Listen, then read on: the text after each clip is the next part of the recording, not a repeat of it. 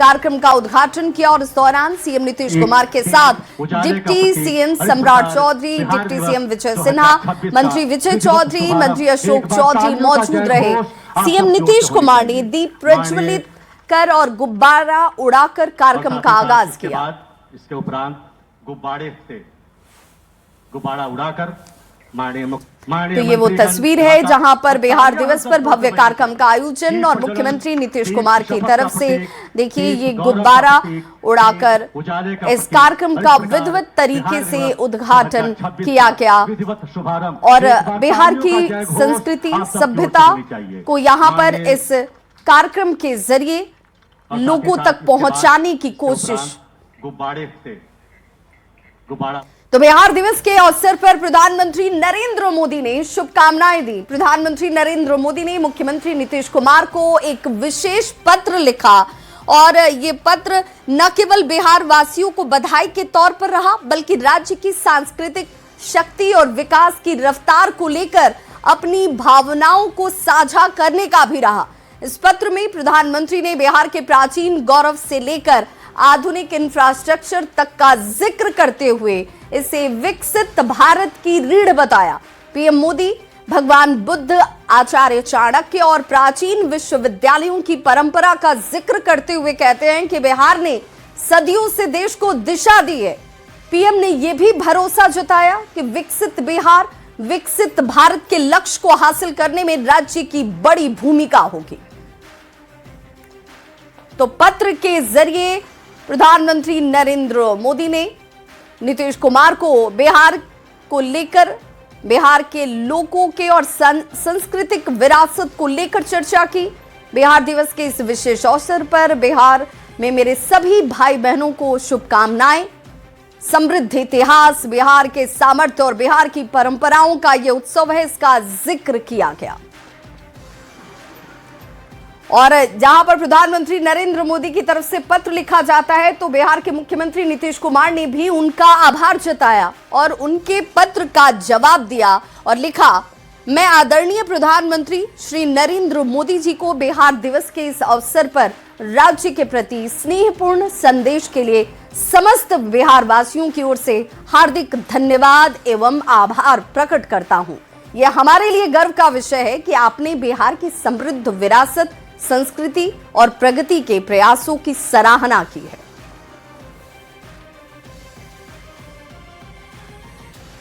तो बिहार दिवस के मौके पर पीएम मोदी ने सीएम नीतीश कुमार को विशेष पत्र लिखा और इस विशेष पत्र पर सियासत भी गर्मा गई। आरजेडी ने एक बार फिर से बिहार को विशेष सुविधा और विशेष राज्य के दर्जा देने का मुद्दा उठाया।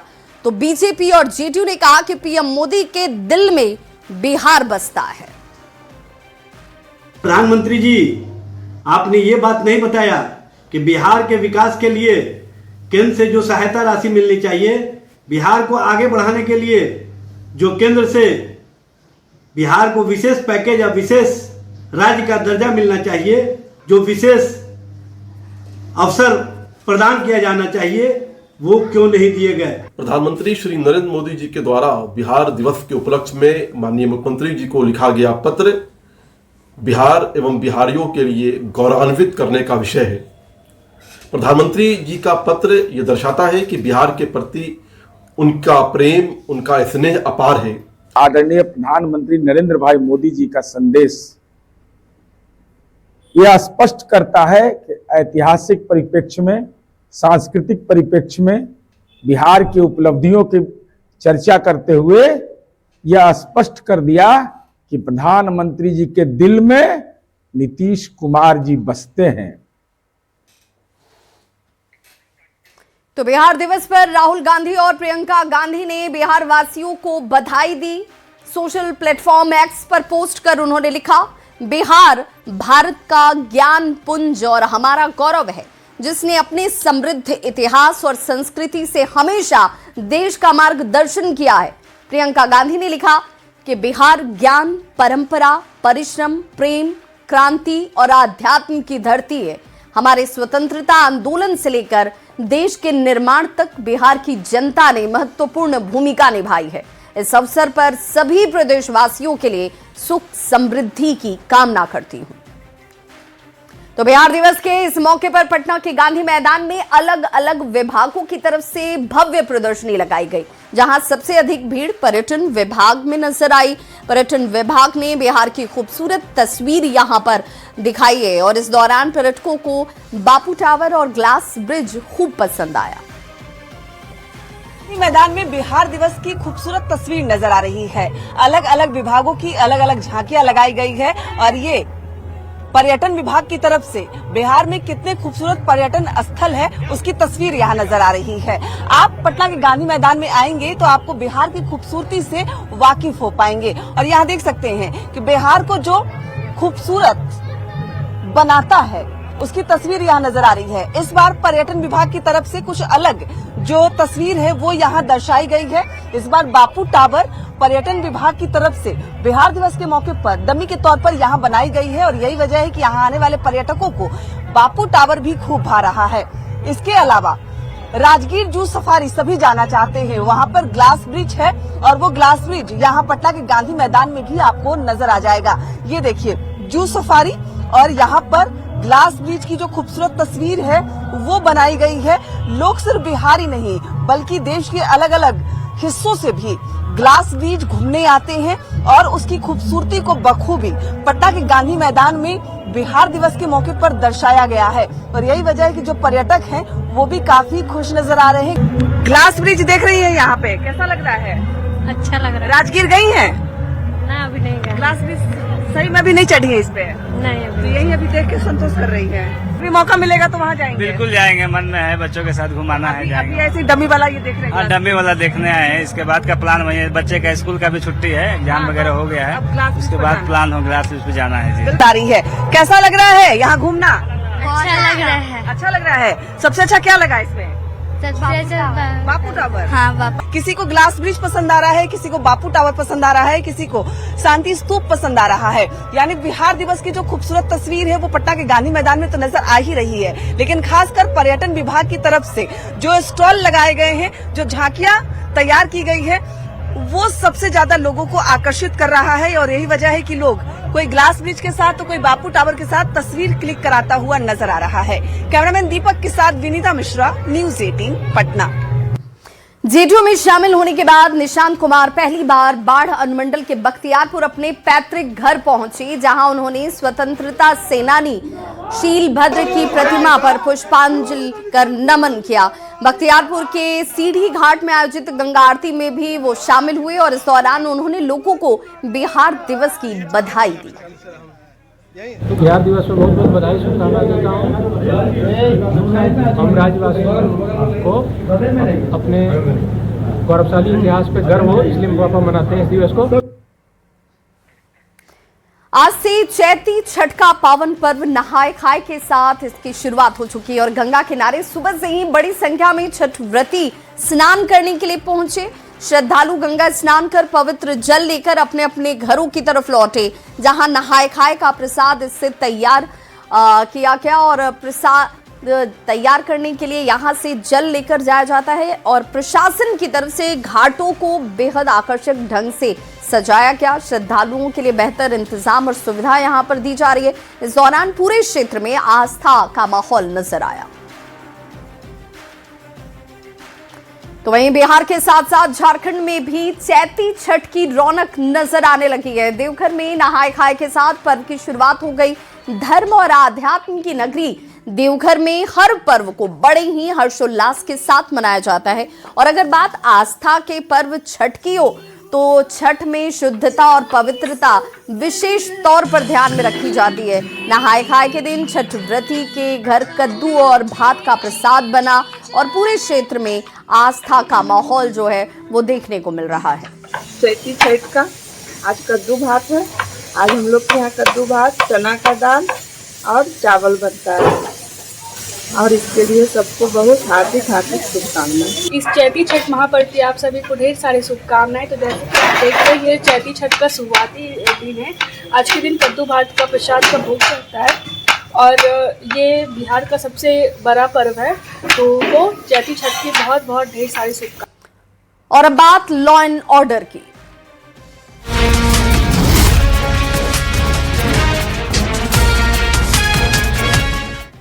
खबर जमुई से, जहां एलपीजी संकट के बीच गैस सिलेंडर चोरी का एक अनोखा मामला सामने आ गया। इंडियन गैस एजेंसी का वेंडर 10 सिलेंडर लेकर डिलीवरी के लिए इस्लाम नगर पहुंचा था, जहां एक सिलेंडर देने के बाद कुछ देर के लिए ठेला छोड़कर वो चले गए, लेकिन लौटने पर ठेला गायब मिला। बाद में ठेला तो मिल गया, लेकिन उस पर रखे 10 सिलेंडर ही चोरी हो गए। इनमें 9 भरे हुए और एक खाली सिलेंडर था। घटना के बाद वेंडर और एजेंसी ने पुलिस में इसकी शिकायत दर्ज करवा दी है और इस मामले की जांच अब जारी है। ये हमारा एक वेंडर गैस लेकर के, एक ठेला पर गैस लेकर के 10 सिलेंडर लेकर के आ रहा था। तो राजीव पब्लिक स्कूल के पहले एक फील्ड है, उसी फील्ड के पास वो लगा करके और वो थोड़ा बाथरूम चला गया।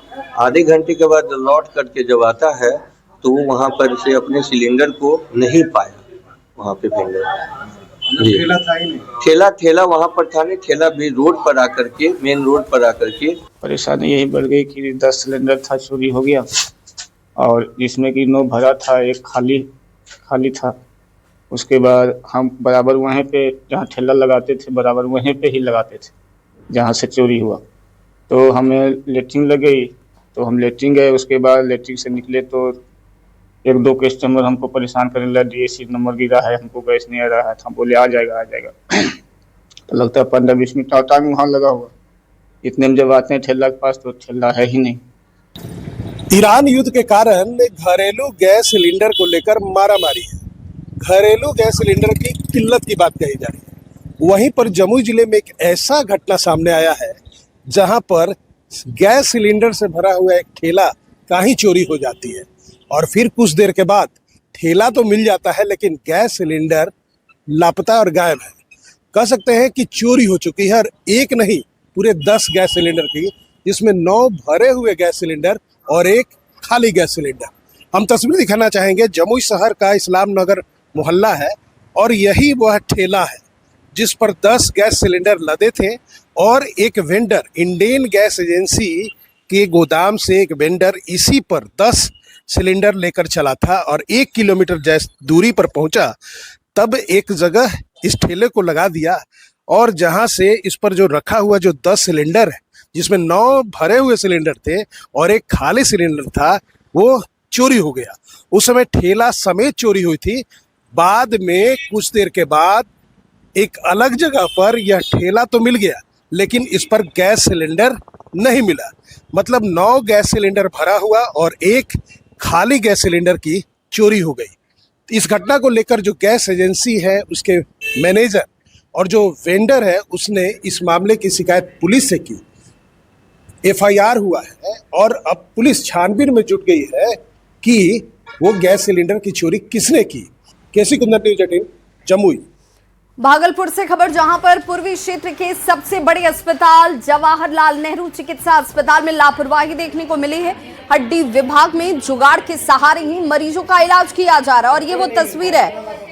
देखिए कैसे ट्रैक्शन लगाने के लिए ईंट का प्रयोग किया जा रहा है। परिजनों का कहना है कि उन्हें मालूम ही नहीं कि इसमें किलोवाट लगता है या फिर इसमें ईंट लगता है या क्या लगा दिया जाए। डॉक्टर साहब ने जैसा कहा वैसा लोगों ने कर दिया। किसी को 1 तो किसी को 2 तो किसी को 3 ईंट लगाकर ट्रैक्शन दिए जा रहे हैं, जबकि नियम ये है कि इन्हें लोहे का किलोवाट वजन के अनुसार दिया जाना चाहिए। स्वास्थ्य व्यवस्था को ठीक करने के लिए लगातार सरकार के द्वारा प्रयास किए जा रहे हैं। स्वास्थ्य मंत्री के द्वारा लगातार इसकी मॉनिटरिंग की जा रही है।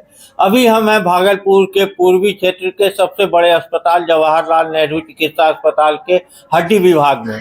आपको हम दिखाते हैं कि यहाँ इलाज किस प्रकार से हो रहा है। रोगियों को ट्रैक्शन जो दिया जा रहा है उसमें देख लीजिए, यहाँ पर किलोवाट होना चाहिए था लोहे का, लेकिन ईटा को जो है लगाकर यहाँ पर ट्रैक्शन दिया जा रहा है। कोई एक पेशेंट को नहीं, कई पेशेंट हैं जिन्हें इसी तरह से जो है ईटा लगाकर ट्रैक्शन लगाया गया है। आप देख सकते हैं कि किस तरह से जुगाड़ के मार्फत जो है यहाँ पर लोगों का इलाज किया जा रहा है। ईटा जो हम लोग को बोला वही लगाए। ईटा लगाने का है, अब ये तो भाई डॉक्टर बताएगा, हमको क्या मालूम है कि ईटा लगाना है या किलोवाट लगाना है।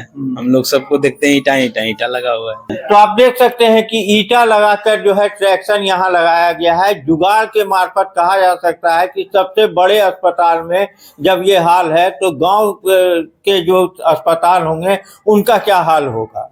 कहा जा सकता है कि इस पर सरकार और स्वास्थ्य मंत्री को ध्यान देने की जरूरत है, जिससे जो है हालात कुछ बेहतर हो सके और मरीजों को जो परेशानी हो रही है उससे उन्हें निजात मिल पाए। आशीष रंजन, न्यूज 18 भागलपुर।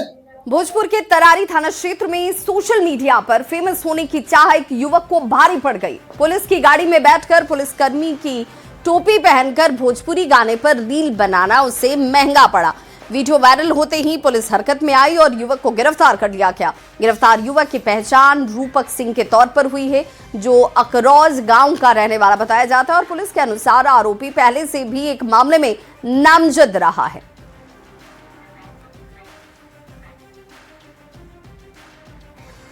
तो सोशल मीडिया पर फेमस होने के चक्कर में देखिए किस तरीके से ये शख्स जो है पुलिस की गाड़ी में बैठता है, पुलिस की ही टोपी लगा लेता है।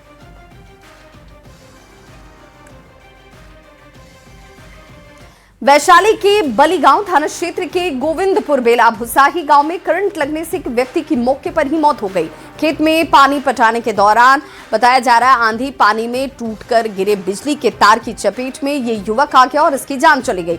घटना की सूचना मिलते ही पुलिस मौके पर पहुंची और शव को कब्जे में लेकर मामले की जांच शुरू की गई। खेत में गया था पानी पटाने, उसी दौरान मैं खाना लेके गया ना तो देखा उसी में पड़ा हुआ था मेरे पिताजी। क्या बजे की घटना है? 9:30 बजे के घटना है। कैसे करंट लगा? वो हाथ में लग गया था, करंट गिरने से तार गिरा। और अब नजर डालते हैं देश दुनिया की खबरों पर।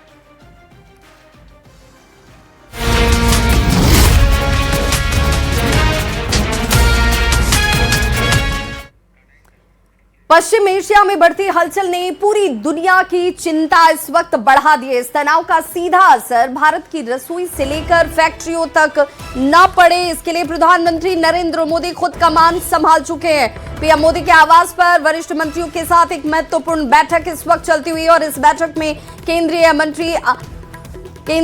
गृह मंत्री जो अमित शाह उनकी मौजूदगी है, एनएसए अजीत डोभाल मौजूद है, रक्षा मंत्री राजनाथ सिंह मौजूद हैं, निर्मला सीतारमण, पेट्रोलियम मंत्री हरदीप पुरी सहित कई वरिष्ठ मंत्रियों की मौजूदगी है। ये बैठक मौजूदा हालात के वक्त भारत की ऊर्जा आपूर्ति पर पड़ने वाले असर को ध्यान में रखते हुए बुलाई गई है। बैठक में पश्चिम एशिया के हालात, एलपीजी डिस्ट्रीब्यूशन जैसे मुद्दों पर भी चर्चा की जा रही है। प्रधानमंत्री नरेंद्र मोदी के नाम एक और ऐतिहासिक रिकॉर्ड इस वक्त दर्ज हो चुका है। देश के सबसे लंबे वक्त तक सरकार प्रमुख रहने वाले नेता बनकर प्रधानमंत्री नरेंद्र मोदी ने एक नया इतिहास रचा है। सिक्किम के पूर्व मुख्यमंत्री पवन कुमार का उन्होंने रिकॉर्ड जो है वो तोड़ दिया है। पवन कुमार का 8,930 दिन का रिकॉर्ड था, जिसे प्रधानमंत्री नरेंद्र मोदी ने तोड़ा है।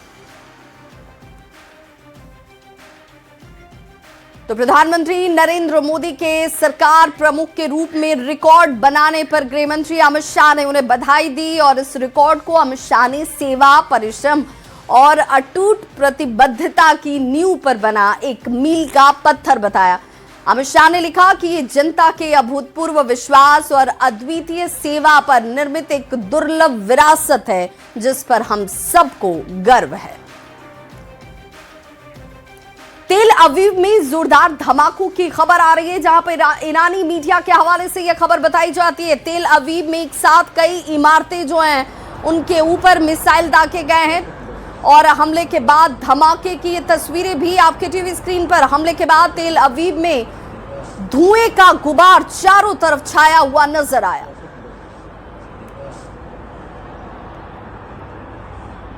वहीं पश्चिम एशिया की जंग का एयर इंडिया पर बड़ा असर पड़ा है। 3 हफ्तों में एयर इंडिया की 2,500 उड़ानें रद्द हो गई हैं। कई अंतर्राष्ट्रीय उड़ानों को डाइवर्ट तक किया गया है। फ्यूल रेट बढ़ने से एयर इंडिया पर इस वक्त दोहरी मार पड़ती हुई नजर आती है। तो मिडिल ईस्ट की इस जंग का असर देखिए एयर इंडिया पर इस रूप में कि यहां पर अब फ्यूल रेट बढ़ने के बाद एयर इंडिया दोहरी मार झेल रहा है। 3 हफ्तों में 2500 से ज्यादा उड़ानें रद्द। और अब खबरें कारोबार जगत से जुड़ी हुई।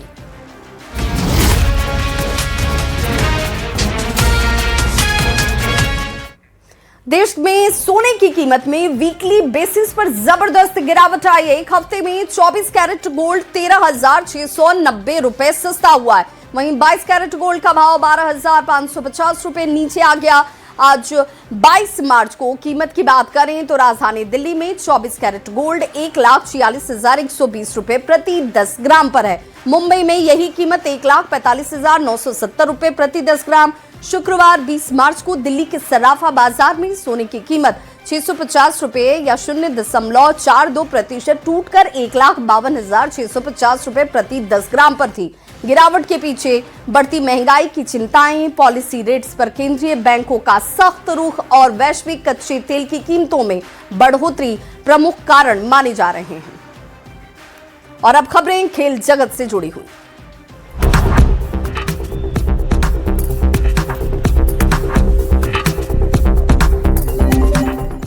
श्रीलंका की T20 टीम के कप्तान दासुन शकाना ने पाकिस्तान सुपर लीग 2026 से अपना नाम वापस ले लिया है। दासुन शकाना को अब इंडियन प्रीमियर लीग यानी IPL के 19वें सीजन में भाग लेने का मौका मिलने जा रहा है। इसी को ध्यान में रखते हुए उन्होंने ये फैसला लिया। रिपोर्ट्स के मुताबिक दासुन शकाना ने IPL टीम राजस्थान रॉयल्स के साथ बातचीत की। अब उन्हें सैम करन में इंजीनियर और रिप्लेसमेंट के तौर पर टीम में शामिल करने का फैसला लिया गया है और इंजरी रिप्लेसमेंट के तौर पर जैसे ही वो टीम में शामिल होंगे। दासुन शकाना इससे पहले IPL 2023 में गुजरात टाइटंस का हिस्सा भी रह चुके हैं।